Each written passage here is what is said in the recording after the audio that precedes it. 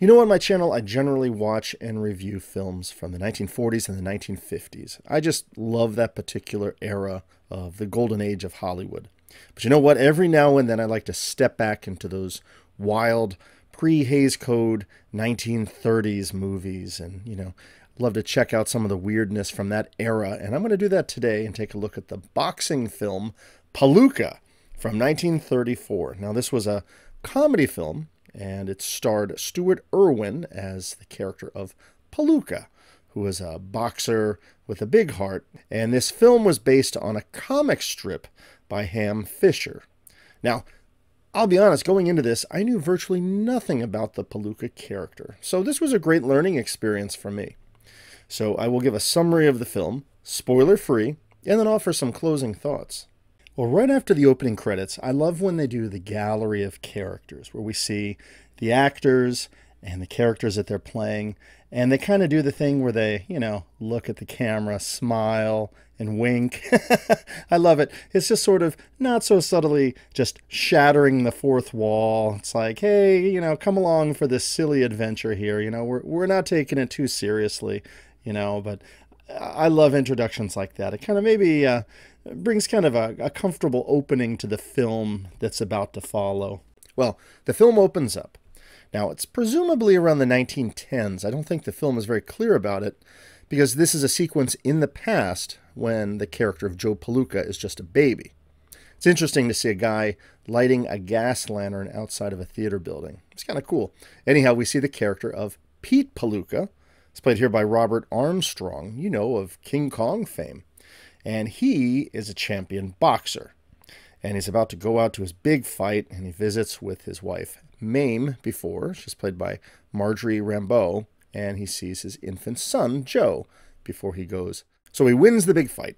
And apparently he likes to party hard, much to the annoyance of his wife, Mame, especially as his partying involves another woman. Well, Mame has had enough of this and his obnoxious behavior, and she leaves, but not before slugging this rude girl. Well, some time has passed, apparently 20 years, and Joe now lives out in the country with his mom. He's a grown guy at this point, and they're out in a cozy little place in the country, and they operate a small little stand of produce. And here we are formally introduced to Joe Palooka, the character played by Stuart Erwin, and he seems like a likable country bumpkin. Now, he goes driving into town, and he has an encounter with boxing manager Nobby Walsh, played here by Jimmy Durante. And when he sees him get into a fight with another guy, he kind of steps in and breaks it up and ends up punching the other guy. And it turns out that the guy he punched was the heavyweight boxing champion, Dynamite Wilson. While Nobby, who is a boxing manager, he sees this, and he's convinced that this kid is a natural. And he's all ready to sign up Joe so he can become a professional boxer. But, Joe can't, because he knows his mother will not approve. But Nobby is persistent and eventually convinces Joe to sign up and go with him. Now, later, he's like in his barn. He's practicing boxing with a homemade punching bag when his sweetheart Anne arrives. She's played here by adorable actress Mary Carlisle. Now, she's clearly crazy for the guy, his sweetheart from the country, but he seems driven to go on to fame and fortune as a prize boxer. But he asks her not to tell his mom about it. So, at dinner that night, he tells his mother that he's just going to be heading off to work with a Mr. Walsh in the leather business. And, of course, she's sad to see him go, but agrees that he can head off, and soon he is on a train on the way. So it's the night of the first fight, and Nobby is all excited for his new champ. And then things don't go so well. Why is that crowd afroth and a-fronin'? I'll tell you, they're hailing a new sensation of the squared circle. Why, Pomeranium is breaking loose.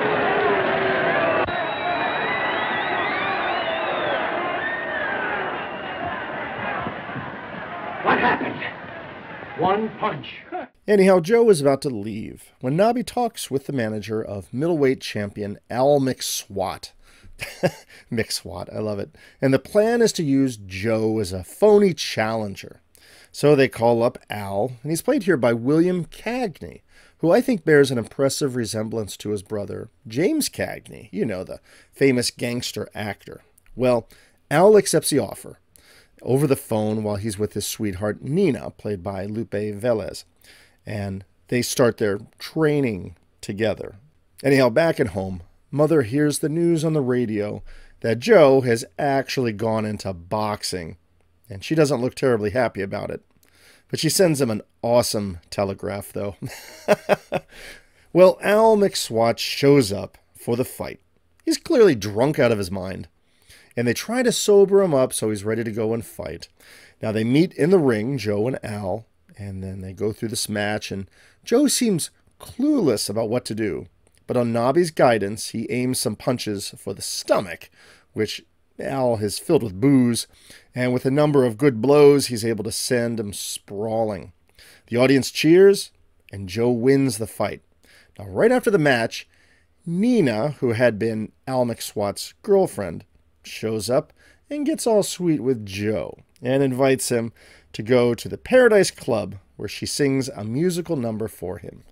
She also brings him a very funny cake with like little boxing characters on top, and then goes dancing with him. And he heads back to her place, where she loads him up with drinks, but all he seems to want is just a cheese sandwich. Now, Nobby shows up to show Joe a telegraph that he received from his dad, saying how he's proud of him. So he leaves, and Nobby, who's now alone with Nina, tries to get romantic with her, but she spurns his advances and slaps him. And again, let me say, these pre-code films can get a little bit wild. Now, soon Al returns. He's annoyed at Nina and her sudden affections for Joe, which she denies, of course.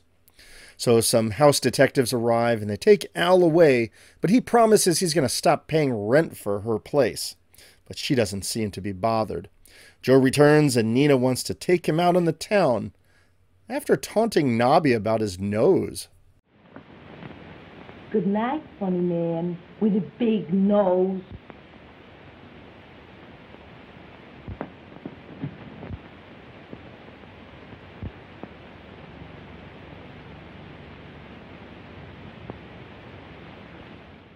So a little bit later, Joe shows up with Nina. Now he's all decked up, all fancy looking, and she's in furs. They even have the little yippy dog with them. It's funny stuff. But Nobby is not amused by this, that Joe has become corrupted by worldly influences of Nina. But Joe has no issues hamming it up with photo shoots. In a way, it reminded me a little bit of Rocky 3. Remember when Mickey got all frustrated with Rocky for going all soft as the champ, and how he had given in to all the niceties of fame and fortune? It kind of reminded me of that a little bit. But anyhow, Nobby, behind the scenes, hires a bunch of tough-looking guys to basically take a fall when fighting with Joe. He's like, listen, you mugs, here's a chance to make some easy money, you know. So we can see that Joe is winning fight after fight, but it's because, you know, all the matches have been thrown, and he's just become something of a spoiled brat, and Nobby is getting tired of it.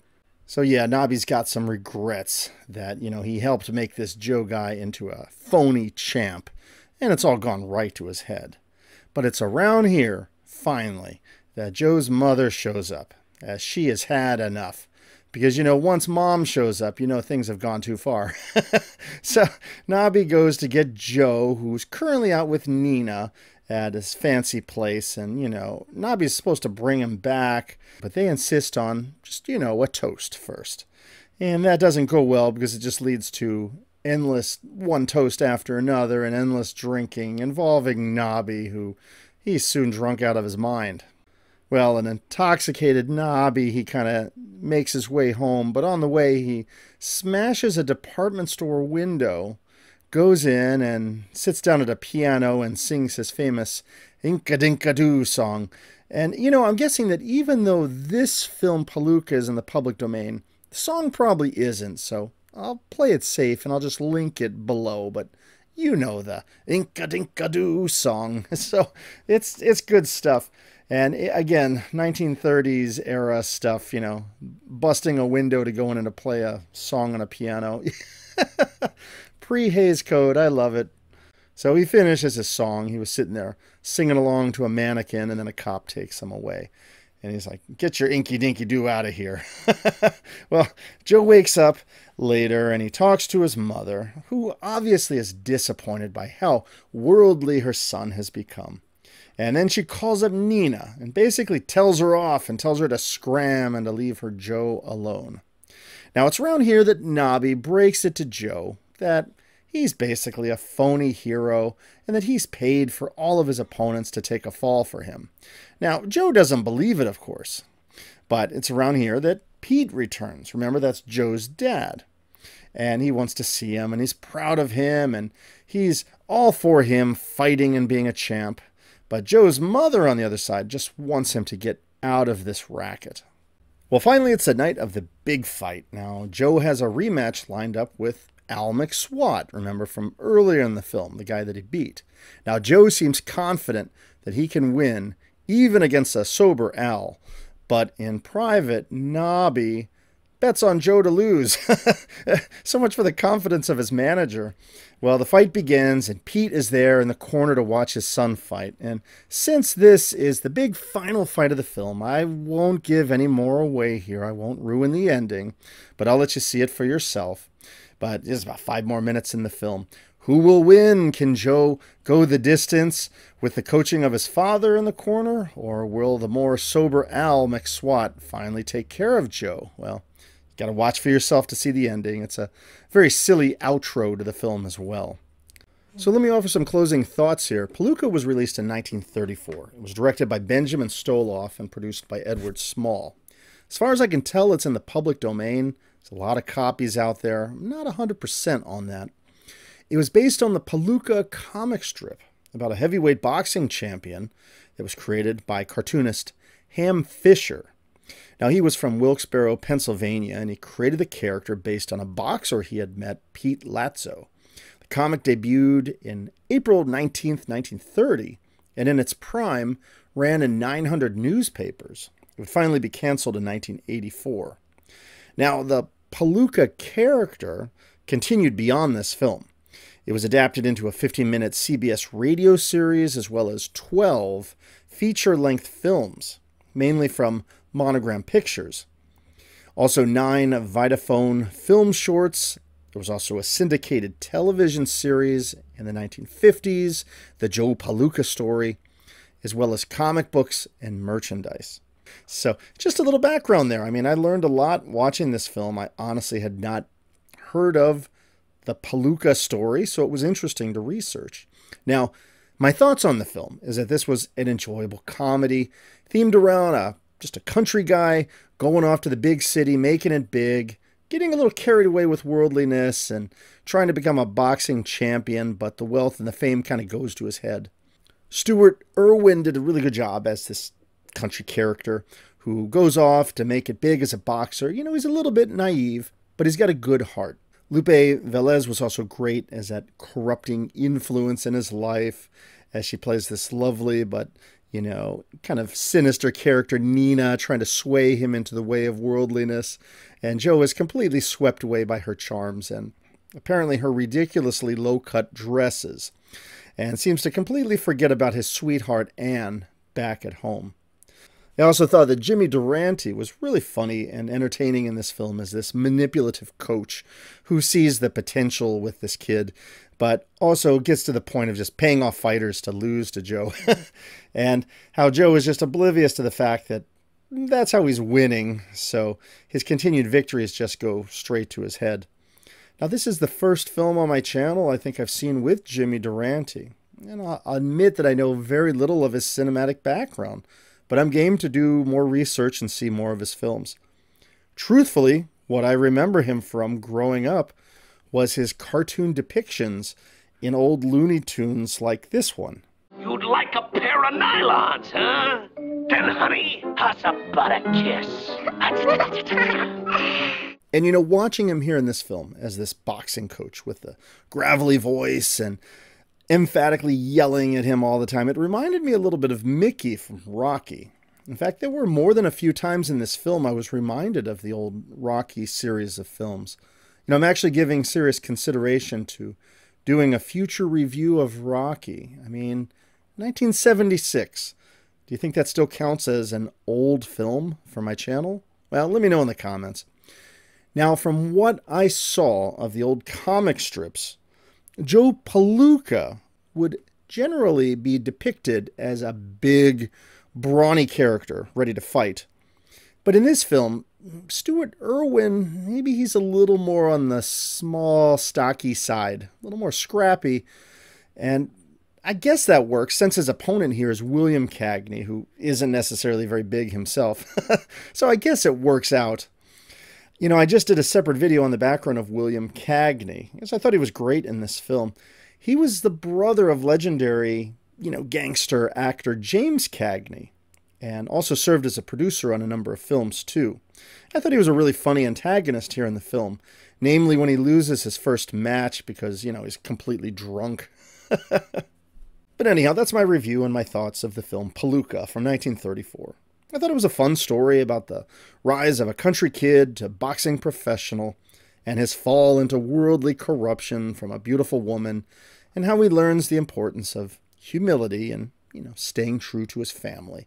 I like the film. It's a little cheesy, but I thought the performances were great of Stuart Erwin, Jimmy Durante, and Lupe Velez, and they all did a great job here. And you know what? It's a fun film. It's one worth checking out.